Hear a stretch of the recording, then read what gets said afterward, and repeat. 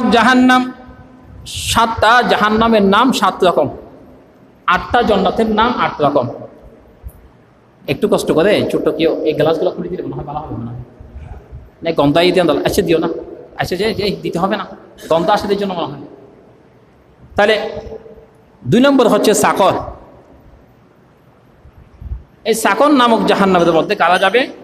আল্লাহ সুবহানাহু ওয়া তাআলা বললেন, ইয়াতাসাআলুনা আনিল মুজরিমিন মা সালাকাকুম ফি সাকর ক্বালু লাম নাকু মিনাল মুসাল্লিন ওয়া লাম নাকু নুতঈমুল মিসকিন ওয়া কুন্না নাখুদু মা'আল খাইদিন ওয়া কুন্না নুকাযযিবু বিয়াউমিদ্দিন।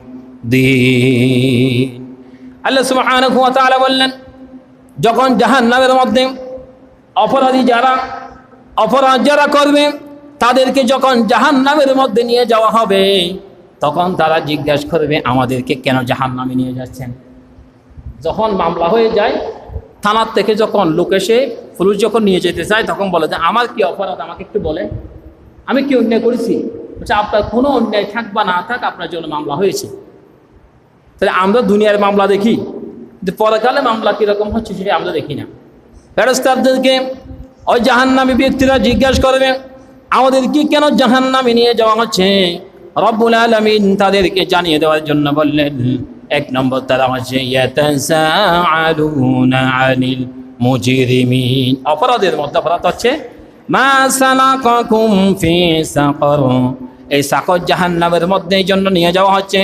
ক্বালু লাম নাকু মিনাল মুসাল্লিন, তারা নামাজ পড়তো না, মুসল্লিন নামাজি ছিল না, নামাজ পড়তো না, এই জন্য সাকর নামক জাহান্নামের মধ্যে তাদেরকে প্রবেশ করানো হবে, ঢুকানো হবে, নিয়ে যাওয়া হবে। ফেরেশতারা জিজ্ঞাসা করবে, ফেরেশতারা উত্তর দিয়ে দিবে। বান্দা জিজ্ঞেস করবে আমাকে কেন জাহান্নামে নিয়ে যাওয়া হচ্ছে, আর ফেরেশতা জিজ্ঞেস বলবেন তোমাকে এই জন্য জাহান্নামে নিয়ে যাওয়া হচ্ছে, তুমি আল্লাহর হুকুম মানো নাই, নামাজ পড়ো না, এই জন্য। 2 নম্বর কি? ওয়ালাম নাকু নুতঈমুল মিসকিন, অনেক টাকা ছিল, সম্পদ ছিল, পয়সা ছিল, গরিব দুঃখী মানুষদেরকে সহযোগিতা করতো না। 2 কারণে জাহান্নামের মধ্যে, সাকর নামক জাহান্নামের মধ্যে আল্লাহ সুবহানাহু ওয়া তাআলা